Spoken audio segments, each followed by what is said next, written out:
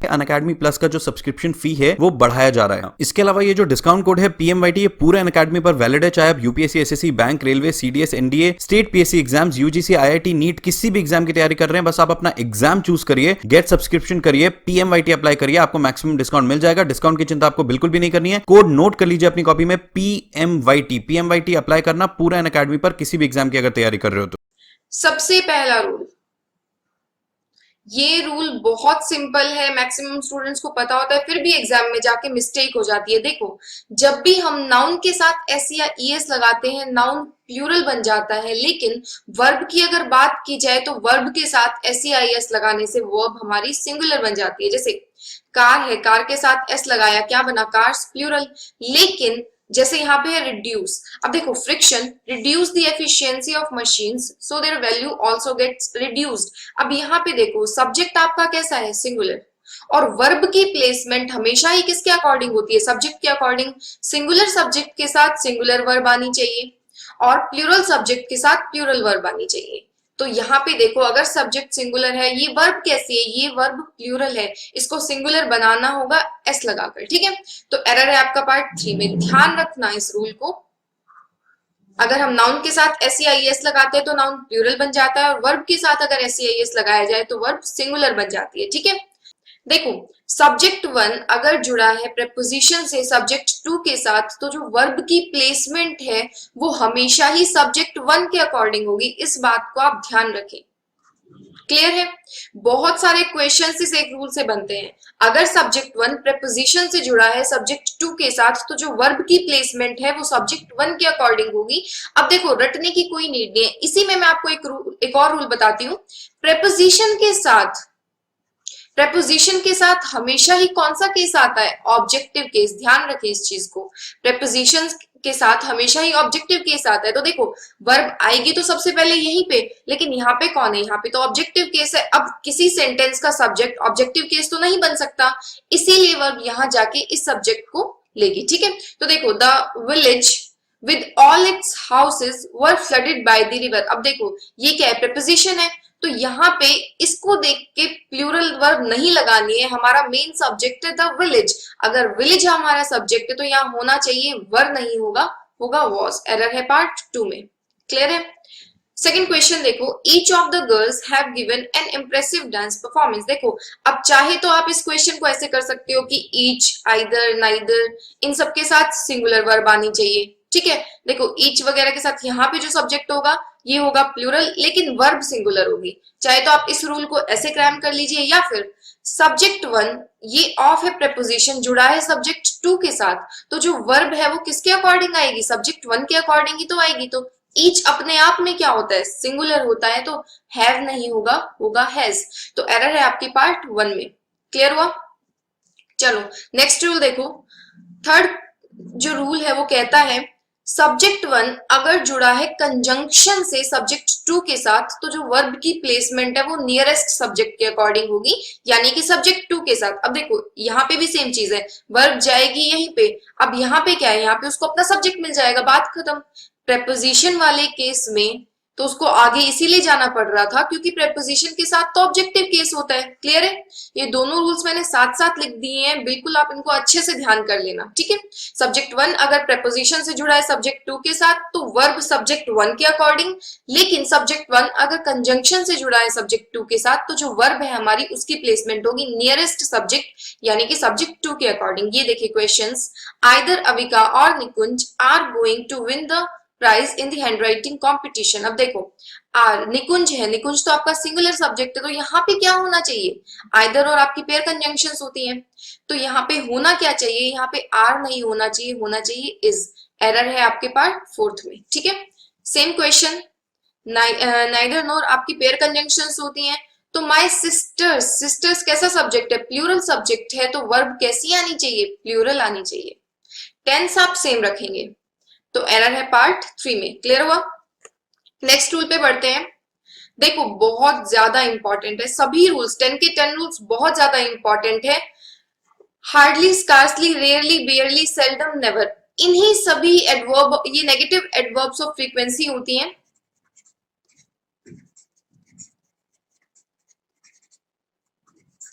Negative adverb of frequency hardly, scarcely, rarely, barely, seldom, never, इन सब के साथ जो पेयर बनता है उसका बनता है व्हेन, ठीक है।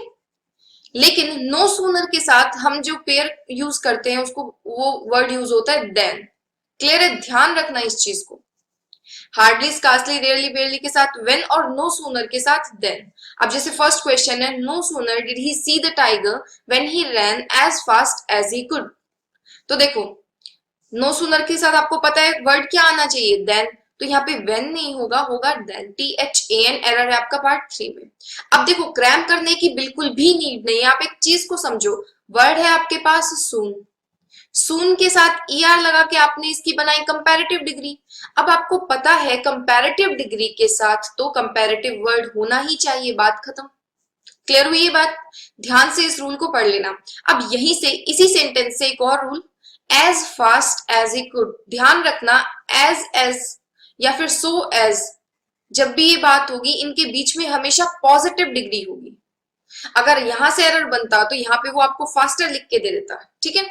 चलो नेक्स्ट क्वेश्चन, नेक्स्ट रूल।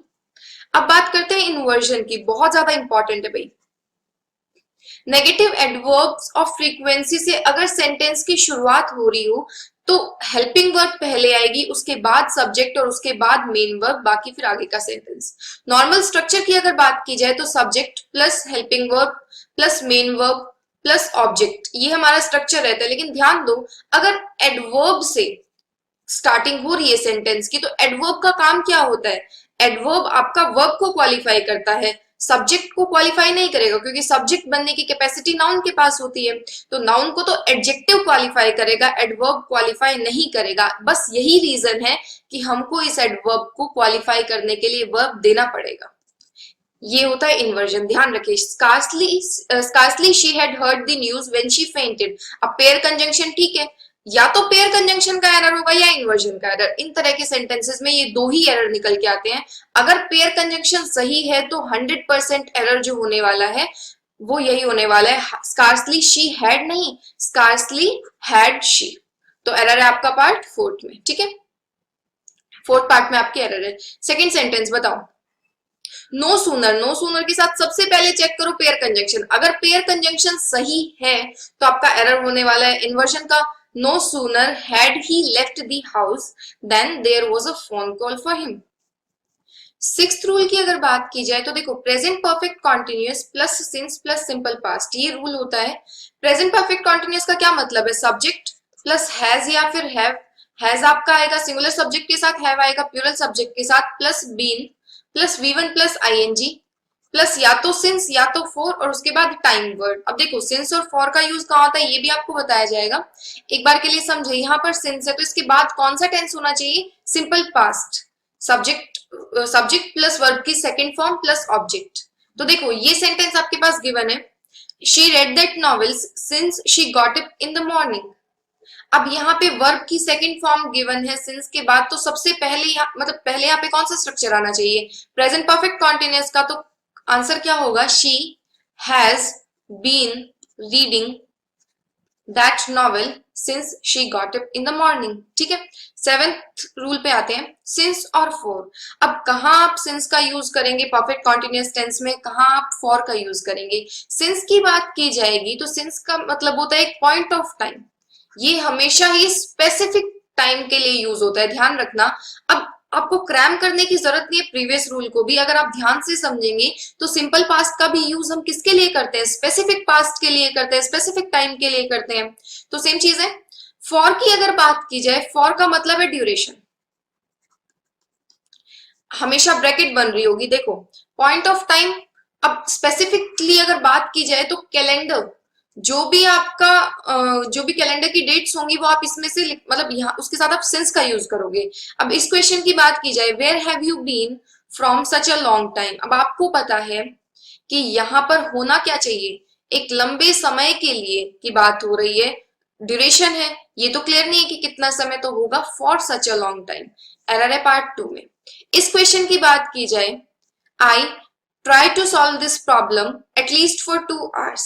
2 घंटे से मैं इस प्रॉब्लम को सॉल्व करने की कोशिश कर रही हूं या रहा हूं, तो होगा I have been trying to solve this problem for at least 2 hours. Clear हुआ? चलो 8th देखो, बहुत ज्यादा इंपॉर्टेंट है। कंडीशनल से बहुत सारे क्वेश्चंस पूछे गए थे अब की बारी, और उसमें भी सबसे पहला जो कंडीशनल होता है उसी से। देखो इफ के साथ अगर सिंपल प्रेजेंट है, सिंपल प्रेजेंट का क्या मतलब है? सब्जेक्ट के साथ या तो वर्ब की फर्स्ट फॉर्म या फिर fifth form plus object. Verb की फिफ्थ फॉर्म का मतलब होता है वर्ब की फर्स्ट फॉर्म के साथ एस। अब आपको ये पता है कि वर्ब की फर्स्ट फॉर्म के साथ एस कब लगेगा? जब सब्जेक्ट सिंगुलर होगा। अगर इफ कंडीशन में सिंपल प्रेजेंट है तो रिजल्ट जो होगा वो किस में होगा? सिंपल फ्यूचर में होगा। सिंपल फ्यूचर का क्या मतलब है? विल या फिर शैल प्लस वर्ब की फर्स्ट फॉर्म। चलो ये क्वेश्चन को देखो।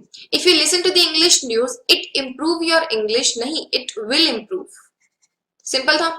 इफ आई हैव मनी, अगर मेरे पास पैसे होते, I will purchase this house, मैं ये घर खरीद लेता। थर्ड क्वेश्चन देखो, if you join this job now it will prove to be good in the long run। Clear? Past perfect में पास्ट परफेक्ट का क्या मतलब है? सब्जेक्ट प्लस हैड के साथ वर्ब की थर्ड फॉर्म प्लस ऑब्जेक्ट। ठीक है। और सेकंड एक्शन होगा आपका सिंपल पास्ट में, यानी कि सब्जेक्ट प्लस वर्ब की सेकंड फॉर्म प्लस ऑब्जेक्ट। अब ध्यान रखना एक्शन दोनों ही पास्ट में हो रहे हैं, तो पास्ट जो सेकंड एक्शन है वो पास्ट है, लेकिन first action past of past है, यानी मोर पास्ट हुआ, इसीलिए इसको हमने लिखा है पास्ट परफेक्ट में, इसको सिंपल पास्ट में। अब ये क्वेश्चन देखो, when we went to the cinema yesterday the film had already start. अब यहाँ पे आपको पता है फिल्म पहले स्टार्ट हो चुकी है, हम बाद में पहुंचे हैं, तो ये काम पहले हुआ है ना, ये किस में आना चाहिए? पास्ट परफेक्ट में। अब हैड है यहाँ पे, वर्ब की थर्ड फॉर्म होगी हैड ऑलरेडी स्टार्टेड। क्लियर हुआ? 10th रूल को समझना। क्वेश्चन टैग बहुत ज्यादा इंपॉर्टेंट, सभी के सभी रूल्स इंपॉर्टेंट है। पॉजिटिव क्वेश्चन टैग के कुछ रूल्स होते हैं, क्या क्या? अगर आपका सेंटेंस पॉजिटिव है तो क्वेश्चन टैग नेगेटिव बनेगा, अगर सेंटेंस नेगेटिव है तो क्वेश्चन टैग आपका पॉजिटिव बनेगा। ये तो हुआ पहला रूल। दूसरा रूल ये रहता है कि टेंस चेंज नहीं होता है भाई। और थर्ड रूल रहता है कि हम प्रोनाउंस का ही यूज करते हैं। और फोर्थ रूल रहता है कि हमेशा कॉन्ट्रैक्शन यूज होगा हेल्पिंग वर्ब के साथ, नॉट का। तो फर्स्ट क्वेश्चन देखो, you want tell the secret. अब सेंटेंस आपका ऑलरेडी नेगेटिव है तो विल नॉट टेल, यही है। अब यहाँ पे आपको करना क्या है? हेल्पिंग वर्ब को एज इट इज यूज करके आपको बनाना है। क्वेश्चन टैग तो होगा विल यू। क्लियर हुआ? अब ये जो दो क्वेश्चंस है आपके सामने, इन दोनों क्वेश्चंस के आंसर आप मुझे बताएंगे कमेंट्स में। ये दोनों ही क्वेश्चंस मैं करा चुकी हूँ, मतलब रूल्स आपको करा दिए, बस रूल्स को फॉलो करना है। क्लियर है? अगर आप किसी भी कॉम्पिटेटिव एग्जाम की तैयारी कर रहे हैं तो आप अपनी तैयारी अनअकैडमी प्लस से करिए। अनअकैडमी की लर्निंग ऐप को इंस्टॉल करिए, अपना एग्जाम चूज करिए और उसके बाद गेट सब्सक्रिप्शन पर करने के बाद आपको रेफरल कोड की जगह डिस्काउंट कोड एंटर करना है PMYT। ये डिस्काउंट कोड एंटर करते ही आपको मैक्सिमम डिस्काउंट मिल जाएगा और ये डिस्काउंट कोड पूरे अनअकैडमी पर वैलिड है। भले ही आप UPSC, SSC, bank, CDS, NDA, state PSC, UGC, IIT, NEET किसी भी एग्जाम की अगर आप तैयारी कर रहे हैं, PMYT ये डिस्काउंट कोड लगाइए, आपको मैक्सिमम डिस्काउंट मिल जाएगा।